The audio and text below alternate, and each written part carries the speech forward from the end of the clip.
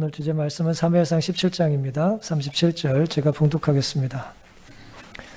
또 가로되 여호와께서 나를 사자의 발톱과 곰의 발톱에서 건져내셨은즉 나를 이 블레셋 사람의 손에서도 건져내시리이다. 사울이 다윗에게 이르되 가라. 여호와께서 너와 함께 계시기를 원하노라. 성경에 있는 가장 유명한 이야기 중에 하나가 될 겁니다. 개인적으로는 저희 아이들이 다윗을 참 좋아해요. 제가 다윗 설교를 하면 어렸을 때부터 귀를 쫑긋하고 들었던 기억이 있습니다. 블레셋의 거인 골리앗 앞에서 이스라엘 백성들은 40일째 엘라 골짜기에서 이제 전쟁을 하고 있었습니다. 말이 전쟁이고 싸움이지 실제로는 겁에 질려서 떨고 있었습니다. 골리앗은 말 그대로 거인이었어요. 큰 사람이었고 사람이 크니까 그의 투구도 크고 그의 갑옷도 크고 또 창도 크고 소리도 컸어요. 골리앗은 사무엘상 17장 8절에 너희는 한 사람을 택해 내게로 내려보내라 라고 위협을 했어요. 왜 한 사람을 내려보내라고 했을까요? 고대 사회는 종종, 고대 전투는 종종 모두가 싸우지 않고 대표 1대1로 싸워서 이제 승패를 결정하곤 했던 관습이 있습니다. 이긴 자의 편이 이기는 거예요, 말 그대로. 모두가 다 싸울 필요가 없는 것이죠. 그러니까 가장 강한 사람이 누구 편이냐가 매우 중요해요. 오늘은 하나님의 일은 하나님께서 이루신다라고 하는 제목으로 함께 은혜를 나누겠습니다. 본문을 우리 이해하기 위해서 몇 가지 이제 좀 관점이 좀 필요한데요. 사무엘상 17장 4절과 10절을 좀 먼저 보시겠습니다. 블레셋 사람의 진에서 싸움을 도두는 자 골리앗이죠. 왔는데 그 이름은 골리앗이요 가드 사람이라. 그 신장은 6규빗 한 뼘이다 그랬어요. 이게 학자들마다 다릅니다만은 한 규빗이면 한 50cm라고 생각하면 6규빗이 키가 얼마나 큰 거예요? 3m가 넘다는 얘기예요. 예를 들어. 근데 학자들 따라 규빗이 좀 작게도 이제 재어질 수도 있으니까 3m는 좀 못 될 거다 그런저런 얘기를 하는데 어쨌든 크다는 얘기예요. 저보다 훨씬 큰 거 이만한 거예요. 큰 사람이 이제 서 있는 것입니다. 10절 그 블레셋 사람이 또 가로되 내가 오늘날 이스라엘 군대를 모욕하였으니 사람을 보내어 나로 더불어 싸우게 하라 한지라 그랬어요. 지금 반응이 없으니까 이스라엘 백성들이 내가 지금 너를 뭐하고 있다는 거예요? 사람이 견디기 힘든 순간들이 있습니다. 그걸 우린 뭐라고 그러냐면 모욕이라고 말해요. 모욕감을 느끼면 사람이 어때요? 그 순간 이성을 잃게 되죠. 그래서 이스라엘 백성들에게 계속해서 골리앗이 모욕을 가했어요. 근데도 반응이 없는 거예요. 이 본문을 이야기해서 첫 번째 우리의 그 관점은 이제 분노라고 하는 관점으로 우리가 이걸 좀 살펴볼 수 있겠습니다. 우리가 살다 보면 분노를 느낄 때가 있나요? 아침에도 저녁에도 우리가 하루 살면서 여러 번 분노를 느끼잖아요. 저도 오늘 아침 교회 오면서도 운전 중에 조금 분노를 느꼈거든요. 차가 너무 막히는 거예요. 가로수를 자르고 있더라고요. 그래서 평소보다 아주 많이 차가 지체가 됐습니다. 골리앗의 협박에 이스라엘은 두려움 때문에 분노의 감정을 표출도 못하고 있습니다. 하지만 때마침 그때 전쟁에 있는 형들을 만나러 아버지의 심부름으로 누가 와요? 이제 막둥이 다윗이 이 전쟁터에 오게 됩니다. 형들 먹을 것 갖다 주라고 이제 아버지가 이제 심부름을 시킨 것이죠.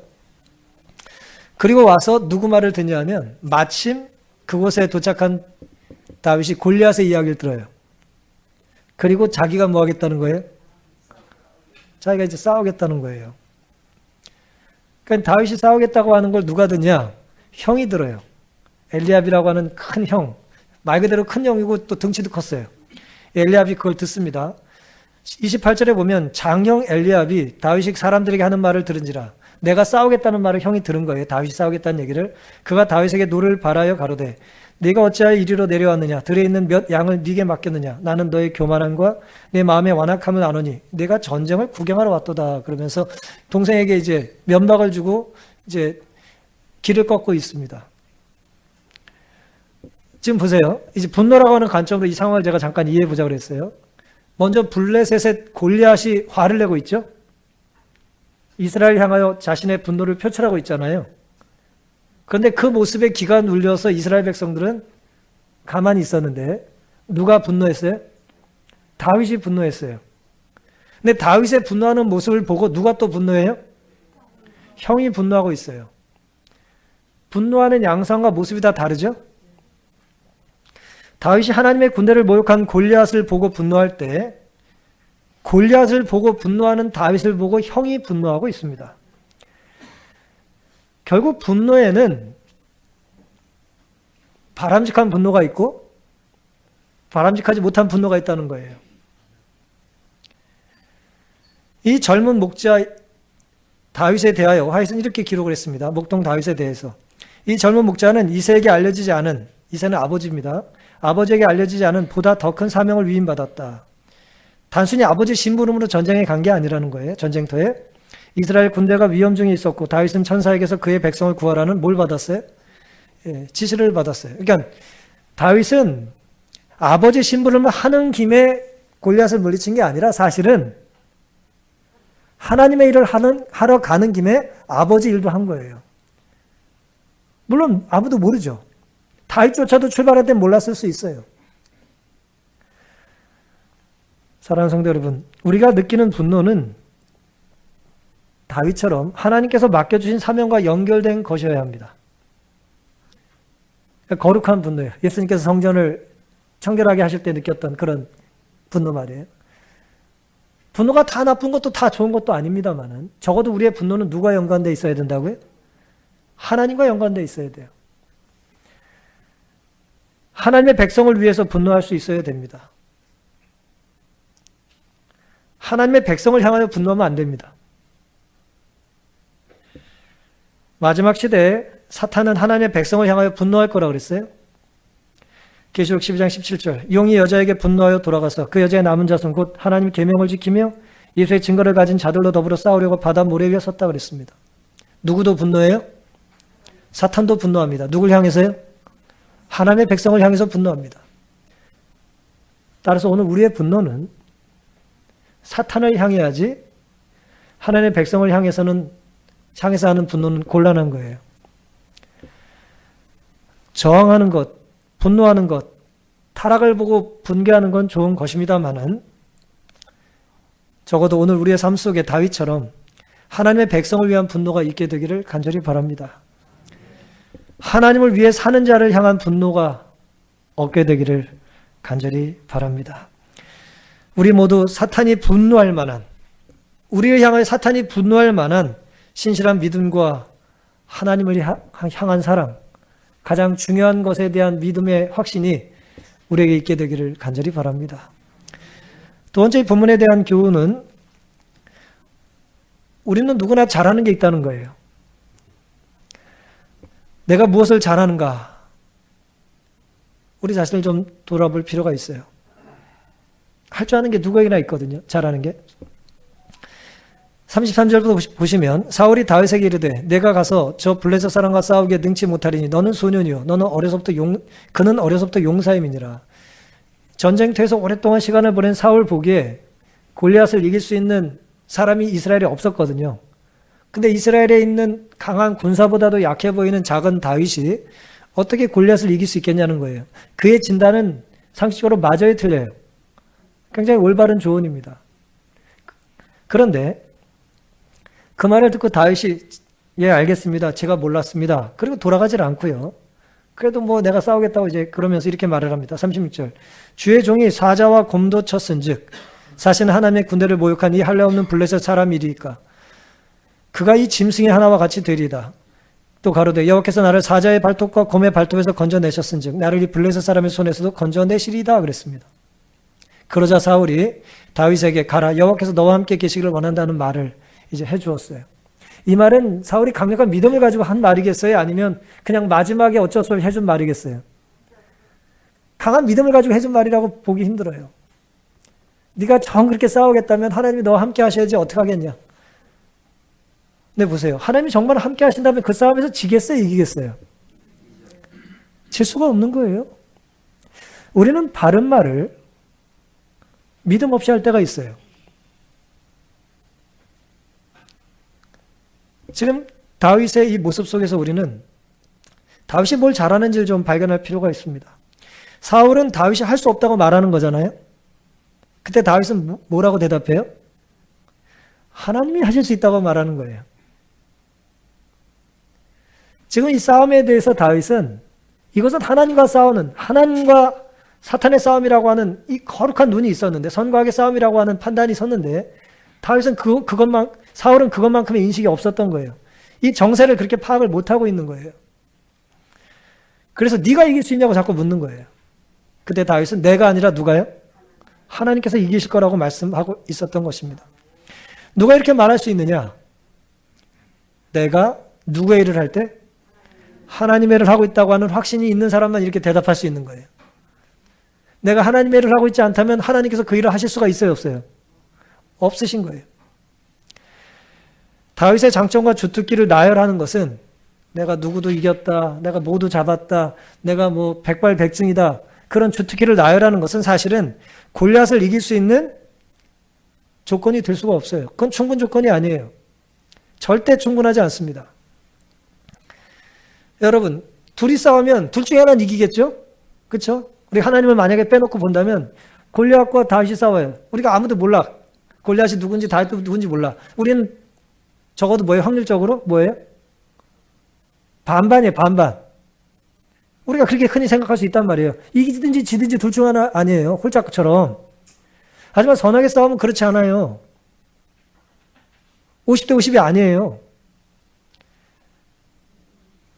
그냥 인간의 눈으로 봤을 때 승패는 50대 50이 아니라 100% 지는 거예요. 하지만 하나님이 싸우면 100% 승리하시는 거예요. 이겼다 졌다는 것도 없어요. 다윗의 주특기나 필살기가 골리앗을 이기고 그것이 무슨 천적관계였던 게 아니에요. 우리가 착각하지 말아야 될 게 있습니다. 다윗은 어려서부터 아주 운동을 열심히 하고 물매질을 잘하고 날렵하고 어쨌든 뭐 그런저런 이제 다윗의 장점을 우리가 생각해 볼 때가 있는데요. 다윗이 그날 돌멩이를 기가 막힌 거를 줘서 그랬습니까? 그 돌멩이는 누구나 다 이길 수 있는 돌멩이였나요? 아니에요. 그날따라 무슨 뭐 이렇게 좀 물매질이 잘 됐나요? 다윗의 전술이나 그의 공격력에 의해서 골리앗이 무너진 게 아닙니다. 이제 경영학의 많은 이제 저자들이 이제 기업에 대한 분석을 얘기하고 성공과 실패에 대한 이야기를 하면서 이 다윗과 골리앗의 싸움을 책으로 쓴 사람이 한두 사람이 아니에요. 저도 여러 권을 읽었어요. 다윗이 골리앗을 이긴 비결 해가지고 뭐 시중에 그런 책이 많습니다.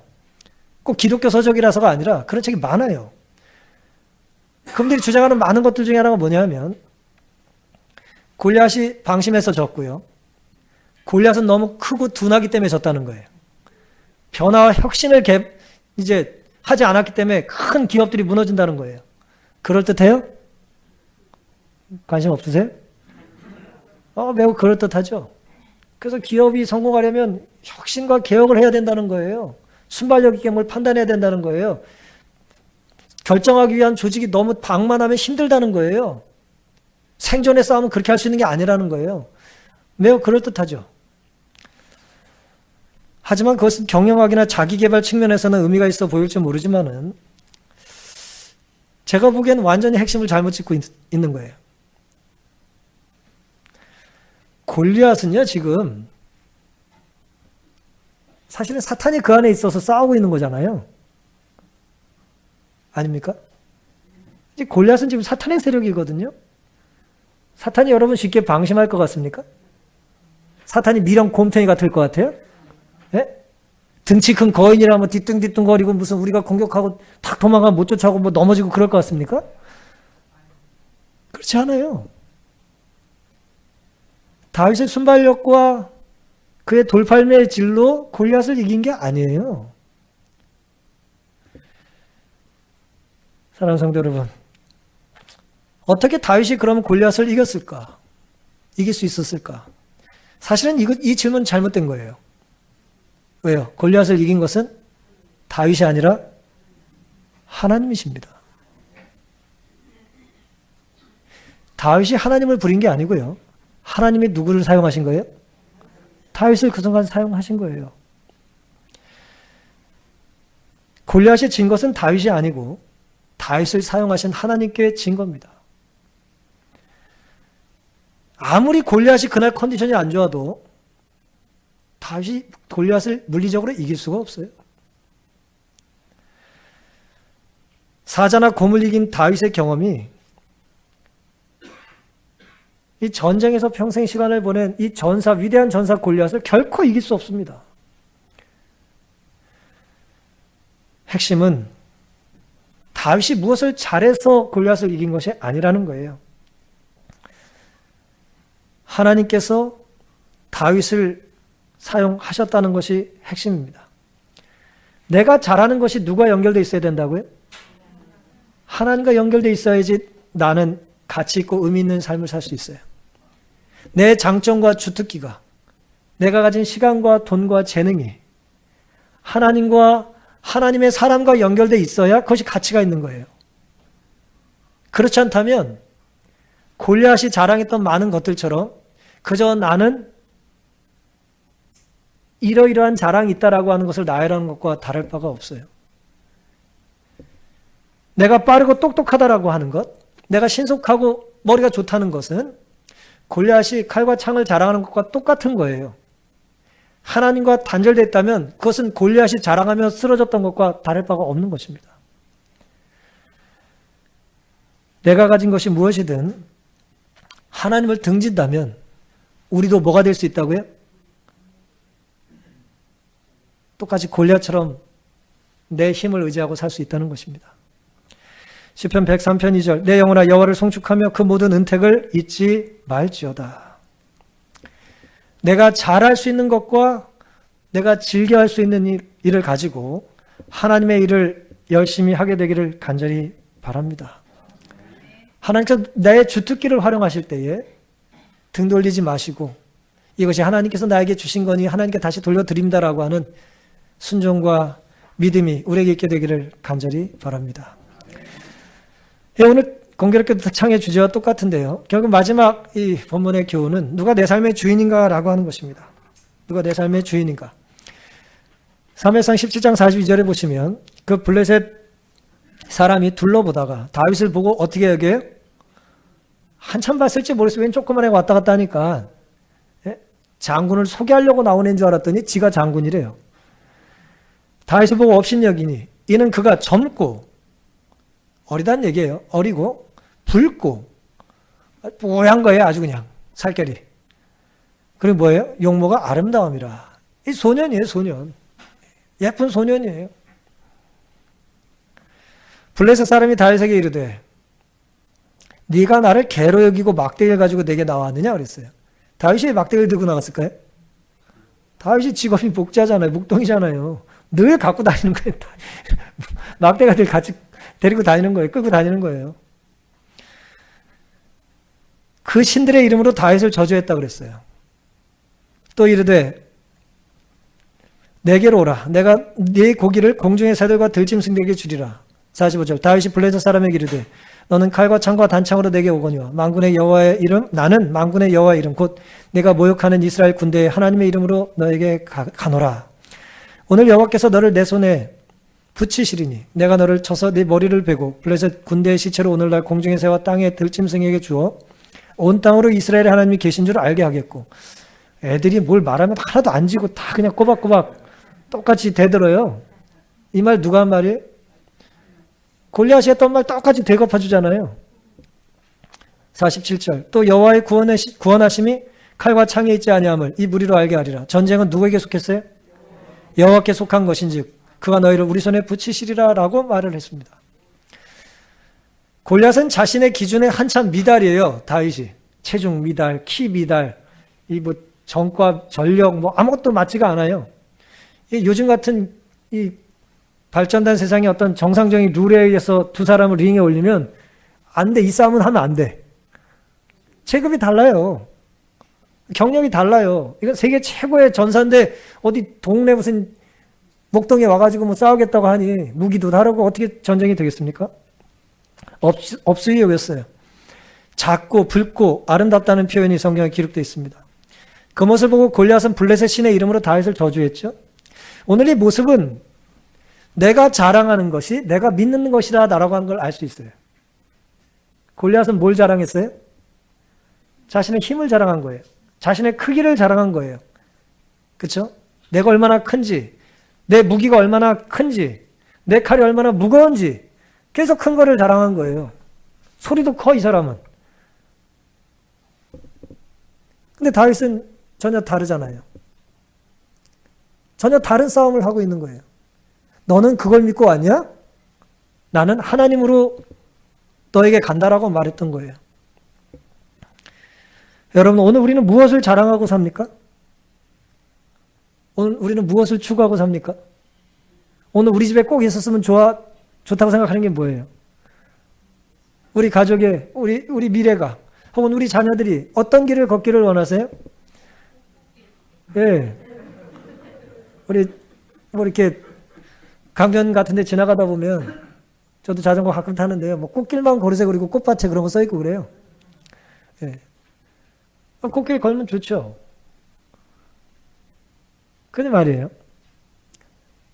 늘 제가 말씀드리지만 꽃을 주신 분이 누군지, 꽃을 심어주신 분이 누군지, 자라게 하는 분이 누군지 모르는 상태로 꽃길만 걷는 게 무슨 의미가 있겠습니까? 큰 꽃 옆을 걷든 뭐 은으로 된 꽃길을 걷든 간에 그 물질의 주인이 하나님이라는 걸, 그 생명의 주인이 하나님이라는 걸 기억하지 못하면서 아무 생각 없이 그 물리적인 길만 걷는다는 게 무슨 의미가 있냐는 거예요. 골리앗은 칼과 창을 자랑하고 그의 신의 이름으로 다윗에게 나왔을 때 다윗은 그가 물매와 또 뭐예요? 돌멩이 5개를 자랑하지 않았다는 게 중요해요. 그는 하나님을 자랑했습니다. 하나님의 구원하심을 믿었어요. 전쟁은 하나님께 속했다는 걸 알았던 것입니다. 사랑하는 성도 여러분, 다윗이 이토록 위대한 신앙의 믿음과 삶을 그 위대한 그 절체절명의 순간에 고백할 수 있었던 비결이 무엇이었을까요? 다윗은 놀랍게도 그 힘든 상황에, 그 위기의 순간에 자신이 아는 어떤 사람의 믿음을 가지고 나간 게 아니고 그 어린 소년의 삶 속에 역사하신 자기가 경험한 하나님의 이야기를 가지고 나간 것이 중요해요. 위기의 때는 남이 전해준 말로 우리가 살지 않고요. 내가 만나고 경험한 하나님으로 견디게 되는 것입니다. 책에서 읽은 하나님이 아니라 내 삶에 역사하신 그 생존하신 하나님을 다윗은 믿었던 것입니다. 사자와 곰을 이기는 순간 다윗은 야, 기가 막히게 내가 맞췄다 그렇게 생각한 게 아니에요. 하나님께서 우리의 양을 부족한 나를 통해서 지켜주셨구나. 그는 작은 승리의 경험 속에 하나님이 자기를 사용하셨다라고 하는 걸 믿었던 것이 핵심이에요. 그래서 그는 사자와 곰의 이야기를 한 거예요. 사자와 곰을 이긴 전술로 너를 이기겠다고 얘기한 게 아니에요. 그 정도 빠르기면 너도 쓰러뜨릴 수 있다고 계산하고 이긴 것이 아니란 말이에요. 하지만 사탄은 집요하게 우리에게 뭐라고 말을 하냐? 네가 네 삶의 주인이라고 우리를 유혹하는 거예요. 이제는 네가 네 삶의 주인이 될 때가 됐다는 거예요. 어느 누구도 너를 대신해서 결정해 줄 수 없다는 거예요. 얼마나 달콤한 이야기입니까? 아무도 내 인생을 대신 살아줄 수 없잖아요. 부모라 할지라도, 배우자라 할지라도 내 인생을 대신 살아주는 건 아니지 않습니까? 그러니 네 인생을 네가 결정하라는 거예요. 그런데 이런 사탄의 유혹에는 치명적인 결점이 있어요. 그게 뭘까요?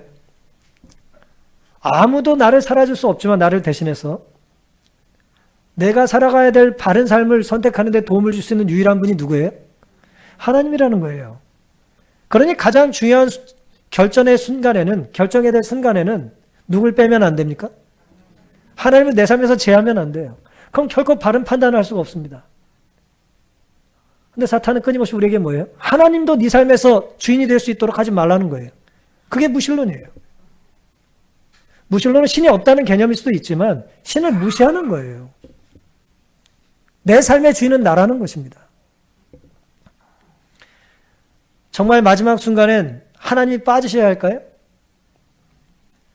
빠져야 하는 것은 하나님이 아니라 하나님이 아닌 다른 것입니다. 내 자아조차도 빠져야 될 필요가 있어요. 내 욕심이 그 자리를 차지하면 곤란합니다. 사무엘상 17장 38절과 39절에는 이에 사울이 자기 군복을 다윗에게 입히고 노투구를 그 머리에 씌우고 또 그에게 갑옷을 입히매 다윗이 칼을 군복 위에 차고는 익숙치 못함으로 시험으로 걸어보다가 다윗에게 고하되 익숙치 못하니 이것을 입고 가지 못하겠나이다 하고 벗었다 그랬어요. 다윗이 골리앗을 이긴 것은 철저히 하나님이 아닌 것들을 뭐 한 거예요? 벗어버렸기 때문이에요. 남의 갑옷으로 싸움을 치른 것이 아닙니다. 하나님만 의지했기 때문이에요. 다윗이 익숙했던 것은 사울의 갑옷이 아니라 하나님께 순종하는 삶의 태도였어요. 우리도 하나님의 말씀에 익숙한 그런 사람들이 될 수 있기를 간절히 바랍니다. 인도의 시크 교도들이 있죠. 외출할 때 이렇게 터번을 이렇게 뒤집어 쓴 그런 사람들인데요. 그들이 터번을 쓰는 이유는 신이 준 것이기 때문에 머리를 자르면 안 된다는 것 때문에 이제 머리를 가리는 거예요. 인도 북부 펀잡 지방이라고 하는 곳에 이제 황금사원이라고 하는 것을 중심으로 이제 그들이 신앙생활을 하는데 거기에서 내려오는 흥미로운 이야기 하나를 해드리겠습니다. 모한싱이라고 하는 사람이 있었는데 이 사람은 얼마 전에 아내가 죽었어요. 아주 낙심했습니다. 잘 되던 사업이 얼마 전에 망했어요. 아주 낙담했어요. 삶의 희망과 소망을 잃어버리고 정말 될 대로 되라는 식으로 절망에 빠져 있는데 그 시크교도의 한 스승이 리슈싱이라고 하는 나이 많은 스승이 그를 불렀습니다. 내가 이제 황금사원에 가서 여행을 마치고 이제 나는 먼 여행을 떠날 예정이다. 나와 함께 마지막 여행에 동참해 주겠냐라고 하는 부탁을 한 거예요. 여행을 같이 갈 마음은 아니었습니다만은 그런 상황도 아니었지만 또 어쨌든 훌륭한 분이 같이 가자고 하니까 할 일도 특별히 없으니까 이제 길을 나섰어요. 근데 이분들은 걸어 다니거든요. 그 먼 길을 이제 걸어가는 거예요. 그리고 결국 걷다 황금사원에 도착을 했고 놀랍게도 일주일 만에 그 스승이 이제 죽었어요. 그러면서 편지 한 통을 남겼습니다. 편지를 이제 봉투를 열어보니까 그 편지 한 통과 아마도 편지를 쓴 연필이 거기에 있었던 거예요. 그러면서 이런 편지의 내용이 기록되어 있었습니다. 사랑하는 제자여, 그대는 내 제자들 중에 정신적인 깊이가 남다르거나 마음 수행에 관심이 많은 편이 아니었다. 네가 대단히 훌륭해가지고 내가 널 택한 게 아니라는 얘기예요. 하지만 그대는 선한 가슴을 지니고 있기에 그대를 내 마지막 여행의 동행자로 선택했다. 내가 주는 마지막 선물인 이 연필에 대해 깊이 생각해 보기 바란다. 그러면 그대는 필요한 배움을 얻게 될 것이다. 아니 인생 마지막 남긴 유산이라고는 연필 한 자로 스승이 주고 가는 거예요. 여러분 대총 회장님이 저를 만나자고 딱 해놓고 이거 하나 줄 테니까 선물로 길이 간직하라 그러면 비행기 값도 안 나오잖아요. 근데 이제 연필의 교훈이 이겁니다. 연필은 쓰기 위해서 가끔 뭐 해야 합니까? 깎아줘야죠. 자신을 다듬는 것이 필요하다는 거예요. 우리는 누구나 부족하기 때문에. 또 두 번째는 연필의 겉도 물론 필요하지만 뭐가 중요해요? 속이 중요한 거예요. 내면을 자꾸 잘 살필 필요가 있다는 것입니다. 세 번째, 연필 끝에는 뭐가 보통 붙어 있어요? 지우개가 있잖아요.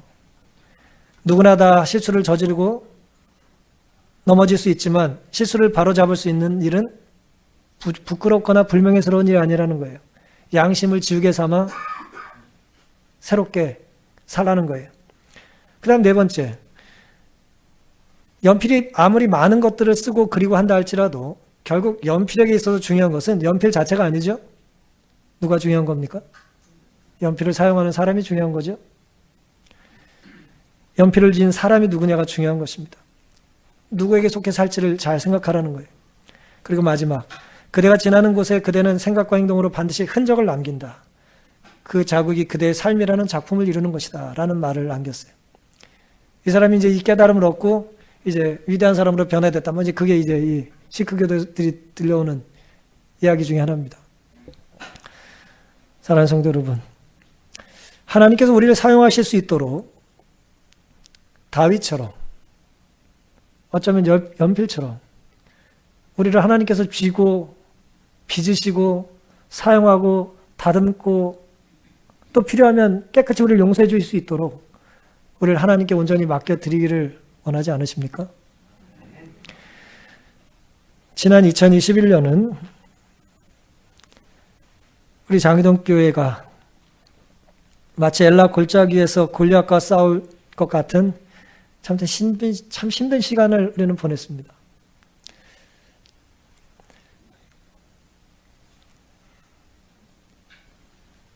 하나님께서 우리에게 그 두려운 시간에 함께해 주셨고 몽땅 연필 같은 우리를 사용하셔서 우리의 기도와 간구에 응답해 주셨음을 잊지 않고 살게 되시기를 간절히 바랍니다. 물론 사탄은 여전히 포기하지 않아요. 끊임없이 다른 모양의 골리앗으로 우리를 괴롭힐 겁니다. 사탄은 사탄이니까. 사탄은 또 자기를 열심히 해야 하지 않겠습니까? 사탄은 할 수만 있다면 우리를 방심하게 만들 것이고 과거 승리에 안주하게 할 겁니다. 우리가 어떻게 하나님께서 우리의 기도를 응답해 주셨는지를 잊어버린 채 마치 우리의 방식과 방법으로 마치 다윗이 잘나서 마치 연필이 뛰어나서 골리앗을 이긴 양 우리를 방심하게 만들 것입니다. 그래서 우리는 끊임없이 다듬어져야 하고 필요에 따라 갈려져야 합니다. 또 실수하고 넘어지지만 하나님은 또 우리를 깨끗이 씻어주시고 용서해 주신다는 것을 의심하지도 말아야 합니다. 연필이 우리에게 주는 이 교훈 중에 저는 네 번째, 내가 아무리 뛰어난 재능을 갖고 있다 할지라도 하나님께서 나를 사용하시지 않는다면 나는 아무것도 아니다라고 하는 것을 기억하는 것입니다. 우리는 하나님의 손에 잡힐 때만 바르게 살 수 있습니다. 따라서 오늘 우리가 느끼는 분노의 감정이 하나님과 연결된 하나님을 위한 분노가 되기를 간절히 바랍니다. 내가 잘하는 것을 통해서 하나님께 연결된 삶을 살게 되기를 간절히 바랍니다. 무엇보다도 나의 삶의 주인이 내가 아니라 내 과거의 승리의 경험이 아니라 내 계획과 내 노력이 아니라 결국 하나님이라는 사실을 끊임없이 인정하며 살게 되시기를 간절히 바랍니다. 예민한 분들은 혹시 느끼셨을지 모르겠는데 제 눈이 지금 여기 많이 벗어요. 잘 안 보이시죠? 저는 아주 많이 벗었어요, 주중에. 불쌍하죠? 아주 퍼렇게 봉들었었어요. 유리가 너무 깨끗해가지고 유리가 없는 줄 알고 유리를 가서 제가 헤딩을 했어요. 제가 아주 그냥 요즘 정상이 아니에요. 보세요. 깨끗한 유리를 보고 제가 이제 유리가 너무 깨끗하니까 이제 유리가 없는 줄 알고 가서 이제 부딪혔단 말이에요. 그 유리를 누가 닦았을까요? 몰라요. 누군가 닦았겠죠. 뭘로 닦았을까요? 대답해보세요. 이제 설교 끝날 때 됐으니까. 수건으로 닦든 뭐로 닦았을 거 아닙니까? 그럼 보세요. 깨끗한 유리를 보고 사람들이 수건과 걸레를 찬양하지 않죠. 누군가 그 일을 한 거 아닙니까? 이 교회와 이 강당이 깨끗하게 유지가 되는 것은 누군가 걸레질하고 마대질을 하기 때문이지 걸레와 마대가 잘난 게 아니잖아요. 우리가 하나님 앞에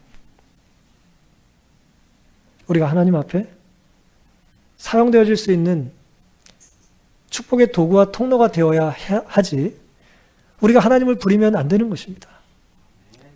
하나님이 우리를 사용하실 수 있도록 우리의 삶을 다윗처럼 하나님께 구별해 드리기를 다짐하는 우리 모두가 될 수 있기를 간절히 바랍니다. 그러니 골리앗을 이긴 다윗을 찬양하지 말고 연약한 다윗을 통해 승리를 주시는 하나님을 놓치지 않게 되시기를 간절히 바랍니다. 주님만 바라보시고 주님께서 마음껏 우리를 위하여 일하실 수 있도록 주님께서 원하시는 곳에 우리가 가고 주님께서 원하시는 곳에 멈출 수 있기를 간절히 바랍니다. 주님 재림의 날 우리 사랑하는 모든 성도님들의 모습이 한 명도 빠짐없이 거룩한 축복의 자리에 제 기쁨을 느낄 수 있게 되기를 간절히 바라고요. 혹 마지막으로 지난 4년 동안 저와 저희 가족들의 부족한 모습 때문에 때로 마음에 상처를 입으시거나 또 분노하는 마음이 있으셨다면 하나님의 사랑과 은혜로 용서해 주시기를 바라고, 저도 여러분이 저에게 보여주셨던 따뜻한 사랑과 또 가족이기 때문에 느끼는 필연적인 작은 상처들은 제 마음의 훈장과 추억의 상처로 안고 살아갈 것입니다. 그것이 저에게 있어서는 불편과 분노와 또 괴로움의 이유가 아니라 내가 저런 사람들과 함께 특별한 시간을 함께 보냈었다라고 하는 4년간의 추억의 흔적으로 제가 안고 살아갈 것이고요. 하나님께서 우리의 삶을 모두 축복해 주시고 선한 구원의 길로 인도해 주실 것을 믿고, 오늘 이 예배 참석하신 모든 분들의 심령 속에 하나님께서 시작하신 우리의 구원의 역사를 하나님께서 이루실 수 있도록 다른 어떤 것도 하나님과 우리 사이에 놓지 않게 되시는 그런 다윗 같은 삶이 우리의 삶이 되기를 바라면서 오늘 말씀을 마치겠습니다.